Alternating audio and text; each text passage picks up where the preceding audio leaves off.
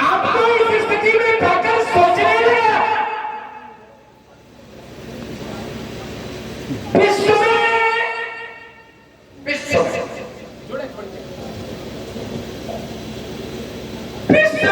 जब जब कोई समस्या खड़ी हुई है, जब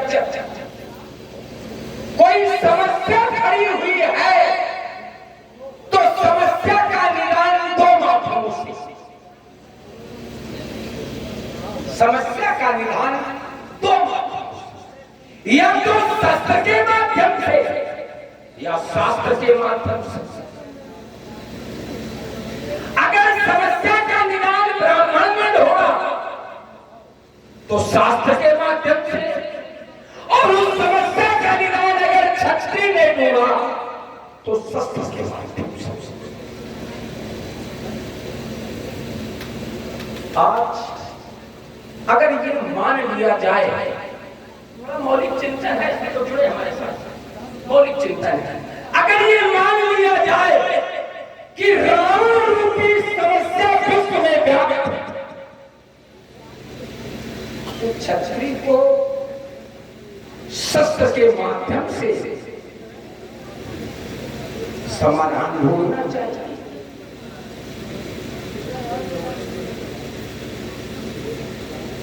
लेकिन ऐसा नहीं किया जाता। देवादेव महादेव भगवान भूत भावन शंकर के पावन पिनाक के अस्तित्व को मिटाना चाहता। अब तो मैं कहने के लिए विवश कि नए मकानों में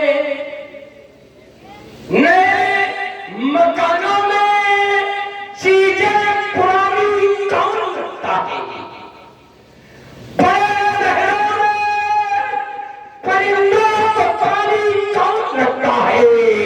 हम ही ढाबे खड़े खिड़की हुई दीवार को सलीके से बुजुर्गों की निशानी कौन रखता है?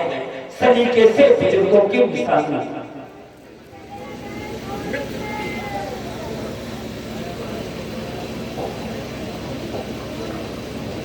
मिथिला समाज में सम्मानित दशहरा जी का शुभागमन, शुभ आगमन के उपरांत राजा जनक के द्वारा स्वागत, लक्षाशीष, कोटाशीष, सहस्राशीष आदि आशीष सिंचित करना। तदुपरांत मिथिला समाज में राजा जनक के द्वारा एक कथोपकथन प्रस्तुत किया गया। कथोपकथन के मोड़ में कि जब जब समस्या आई तब तब ब्राह्मणों ने शास्त्र के माध्यम से समस्या का समाधान ढूंढा और क्षत्रियों ने शस्त्र के माध्यम से समस्या का समाधान ढूंढा। बढ़िया बढ़िया ही नहीं, बहुत बढ़िया। चल हम श्री रावण जी की वार्ता पर अपना वक्तव्य प्रस्तुत करें उसके पहले आए हुए आगंतुक का स्वागत और सम्मान करना ये हमारी परंपरा है और यही हमारी सभ्यता। सभ्यता ही नहीं, मैं तो ये कह दूं कि यही हमारी संस्कृति है।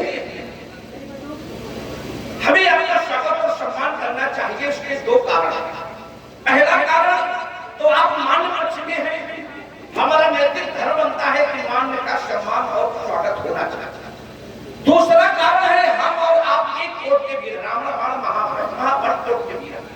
हमें शास्त्र संकेत देते हैं वीर वीर बोलते, एक वीर को दूसरे वीर की पूजा करनी चाहिए। हमें इस सिद्धांतों का पालन करते हुए आए हुए आगंतुकों का शहर से मिथिला की पावन भूमि पर अभिनंदन करते हैं, स्वागत करते हैं, चरणों में कोट कोट वंदन करते हैं।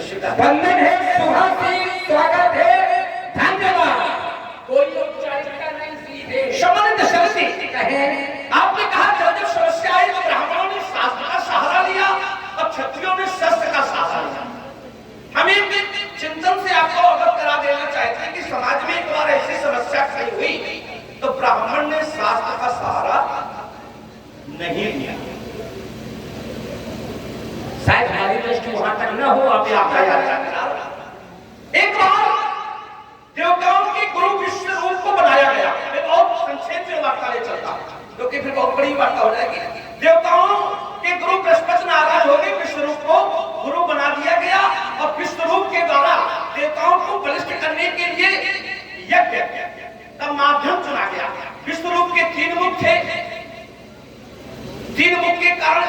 से वो अपने पितरों को, अपने पूर्वजों को भोजन दे रहे थे, एक मुख से वो देवताओं को दे रहे थे और एक मुख से दैत्यों को दे रहे थे। जिस समय क्योंकि विश्वरूप की नियुक्ति जो हुई थी वो केवल देवताओं को बलिष्ठ करने के लिए हुई थी। इंद्र को जब ये पता चला, परिणाम स्वरूप इंद्र ने विश्वरूप का वध कर दिया। समस्या खड़ी हो गई ऋषि सृष्टा के पास, क्योंकि ऋषि सृष्टा के वो बेटे थे। ऋषि सृष्टा को शास्त्र का सहारा लेना चाहिए था, लेकिन ऋषि सृष्टा ने शास्त्र का सहारा नहीं लिया। सीधे उन्होंने यज्ञ तो किया, शास्त्र का माध्यम बनाया, लेकिन उस माध्यम में क्या था? इंद्र हंता उत्पन्न हो, अर्थात इंद्र को मारने वाला व्यक्ति उत्पन्न हो।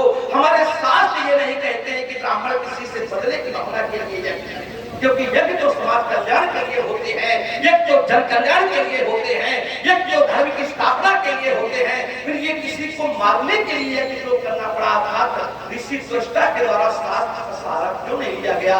अर्थात वृत्तासुर को जन्म दे दिया और वृत्तासुर का आतंक कर गया। अल्प विराम करता। अच्छा, ब्राह्मण ने क्या किया? यज्ञ किया। तो ब्राह्मण का अस्त्र क्या है? शास्त्र के माध्यम से यज्ञ। ये तो सीधे जुड़ रहा है, इसमें कोई नई बात है ही नहीं भाई। उसमें उन्होंने क्या किया? यज्ञ किया, शास्त्र संबद्ध कार्य किया। क्योंकि ब्राह्मणों के 6 कर्म है, यज्ञ करना, यज्ञ कराना, शिक्षा देना, शिक्षा लेना, दान देना और दान। तो उन्होंने तो शास्त्र सम्मत ही कार्य किया। और हमने कहा था शास्त्रों का सहारा लेते, तो इसमें गलत कहां से हो गया? आप कह रहे हो समस्या खड़ी हुई ना, ये समस्या नहीं। समस्या ये व्यक्तिगत उनके पुत्र का पद हुआ, ये समस्या नहीं। समस्या जब कोई विश्व के सामने खड़ी हो, आम जनमानस के सामने खड़ी हो, आम जन समुदाय के सामने खड़ी हो, उसको समस्या कहते हैं। जैसे वर्तमान में एक समस्या खड़ी है, तो ये समस्या है। और हमारे घर में हमारा लड़का मर जाए, ये हमारी व्यक्तिगत समस्या हो सकती है, राष्ट्रीय समस्या नहीं है, दैवीय समस्या नहीं है, और विश्व की समस्या नहीं है। अपने मतलब की बात केवल समझे, आपने देखिए अपने मतलब की समझे, आपका वहां तक ध्यान ही नहीं गया, चिंतन ही नहीं गया।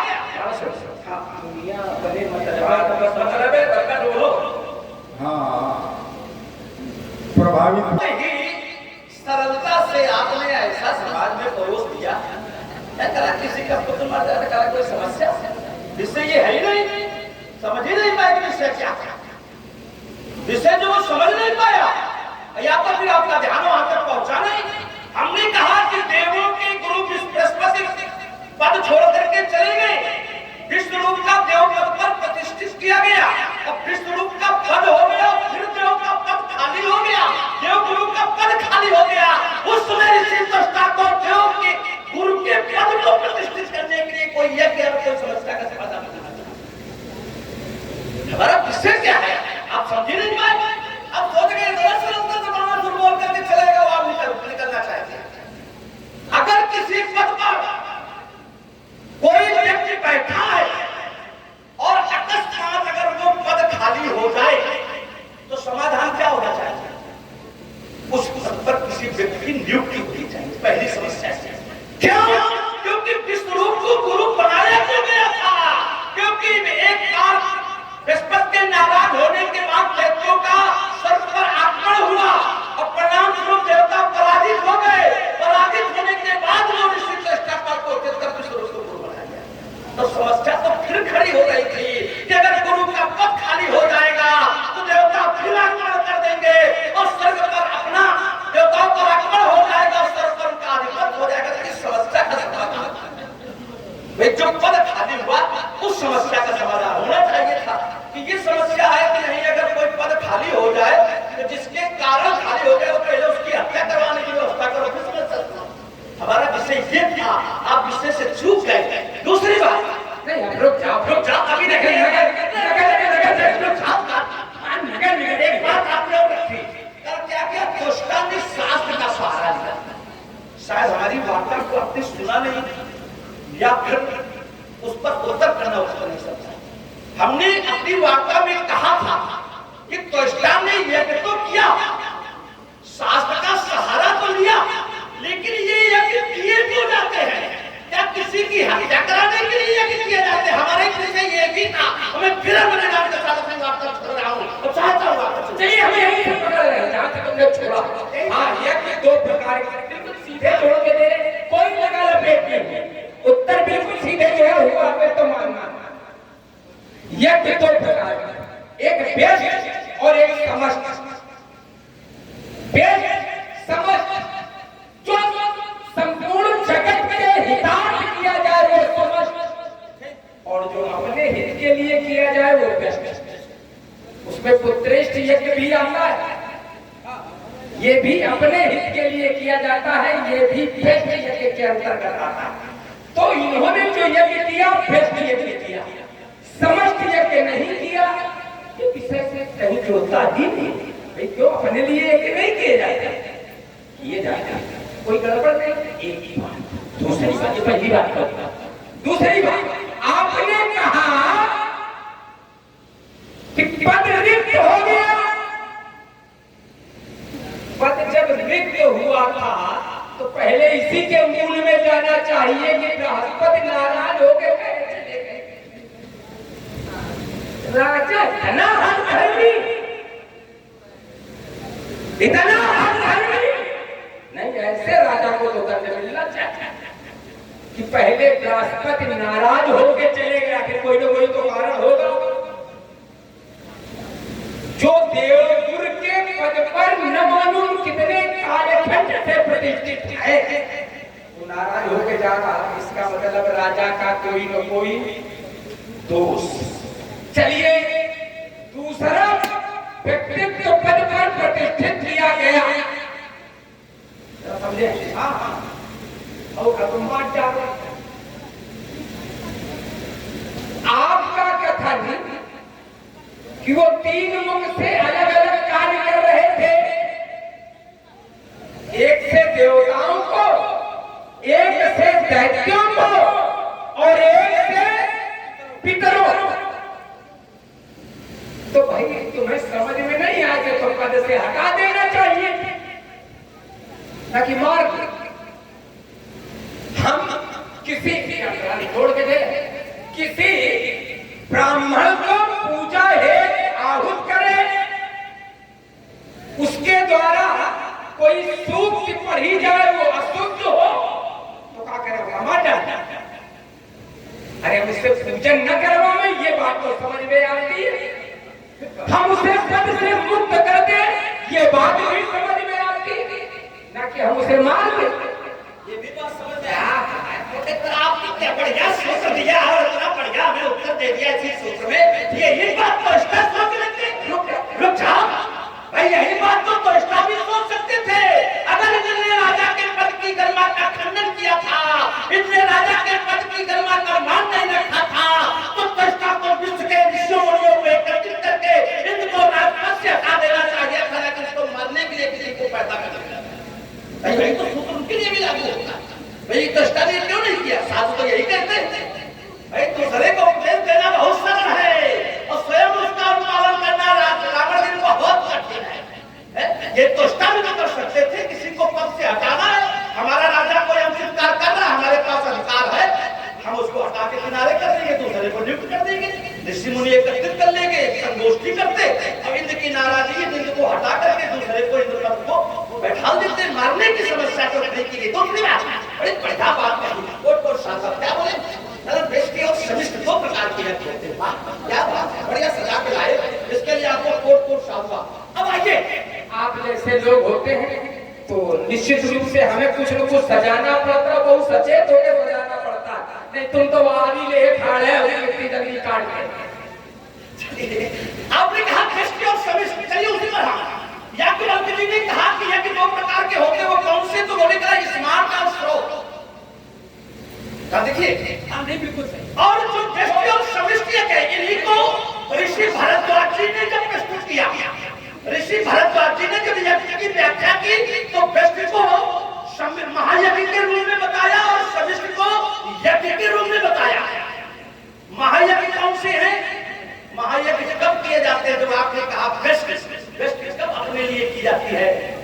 से नित्य प्रति राजा रावण 5 जगह नित्य प्रति गलतियां होती, रोज 5 जगह व्यक्ति गलती करता, जीव हत्या करता।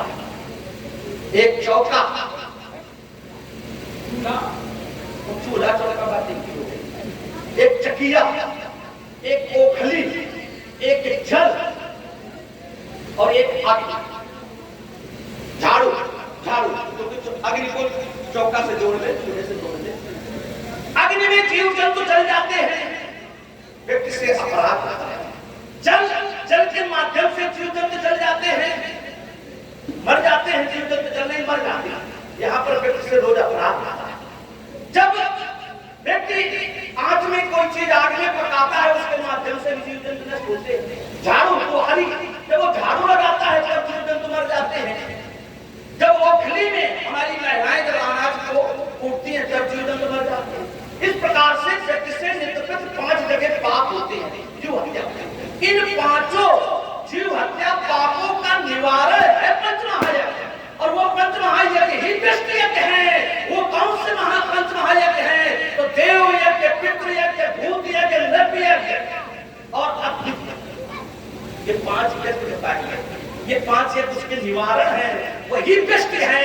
अगर तो स्टॉप बेस्ट करते, बेस्ट यज्ञ कर रहे थे तो महायज्ञ करना चाहिए था। उन्हें किसी को मारने के लिए किसी अनुष्ठान की आवश्यकता नहीं थी। और समिष्ट यज्ञ जो किसी आचार के माध्यम से रोज या समय अनुसार जो यज्ञ कराए जाते हैं, वो जन कल्याण के लिए किए जाते हैं, समाज कल्याण के लिए किए जाते हैं, वो मेरी दृष्टि में समिष्ट यज्ञ होते हैं। इस कारण रावण जी एक बात आपने रखी थी, मैं जोड़ के चलूं क्योंकि वार्ता आगे बढ़ जाएगी। आपने कहा कि ये देवों के देव महादेव का धनुष डुबाया जा रहा है और क्षत्रियों को शास्त्र का माध्यम, शस्त्र का माध्यम लेना चाहिए। अब बात बोलते थोड़ा बहुत क्या करते हैं। आपने कहा क्षत्रियों को शस्त्र का माध्यम लेना चाहिए। जरा देखिए, माध्यम और शस्त्र का सहारा, क्योंकि आपकी वार्ता है कि शस्त्र का माध्यम लेना चाहिए, तो राजा जनक शस्त्र का माध्यम ही तो ले रहे हैं। शस्त्र को दोबारे तो माध्यम ही तो है, सहारा ले नहीं रहे, माध्यम ले रहे हैं। अलविदा कहना चाहता हूं। चलिए हम यहीं से शुरू हो। विषय इतना लंबा हो गया कि रायता समेटे समेटे, लेकिन 2 शब्दों में सारी बात को उत्तर होगा। ऐसी वार्ता की रखना जरूरी है। नहीं रखना तो जरूरी है, लेकिन इतना रायता फैल जाएगा कि लिंगो वालों को भेज देते, तो वो वालों भेज देते सवेरे तक चिंता नहीं है, जेरा में दिन रात बजे तलवार। ये भाई तो है। फिर ये देखिए, हम 2 शब्दों में उत्तर। आप कह रहे हैं शस्त्र का माध्यम बनाए हैं, वो माध्यम है, तुरवाए डाल रहे, अस्तित्व मिटाए दे रहे, तो यह माध्यम बनाए। समस्या के लिए नहीं, विषय क्या है? समस्या के लिए नहीं, अपनी पुत्री के पानी में संस्कार के लिए। आप तो ये गड़बड़, ये एक बात का उत्तर। दूसरी बात, अगर देखिए मैं सीधे जोड़ के बात रखता हूं, कोई लगा लपेट नहीं। अगर यही 5 है, ब्रह्मयज्ञ, पितृयज्ञ, देवयज्ञ, गड़बड़ थोड़ा बाहर है, हम सुधार के बोले भूत यज्ञ और नवयज्ञ, जिसे अतिथि यज्ञ भी कहते हैं। नहीं, हम कुछ गड़बड़ नहीं करेंगे, जितना होगा उतना है। जो बात सही होगी उसे स्वीकार करके मानेंगे। हाँ बिल्कुल सही है, ये 5 महायज्ञ होते हैं, लेकिन अब मैं जोड़ के दे रहा हूं, ये श्रेष्ठ यज्ञ बेस्ट है या समष्टि है, अपने क्रम में इसका उत्तर देना हम छोड़ रहे हैं इस बात को। चलिए एक बात और आगे बढ़ा रहे हैं, एक बात और आगे बढ़ा रहे हैं। आपने कहा कि इंद्र को भी हटा देना चाहिए। इंद्र पद इतना सस्ता है, इंद्र पद को कौन प्राप्त कर सकता है? तुम क्या कहते? बलि सच कह रहा है कि इंद्र को हटा देते। इंद्र पद पर विराजमान होने का अधिकार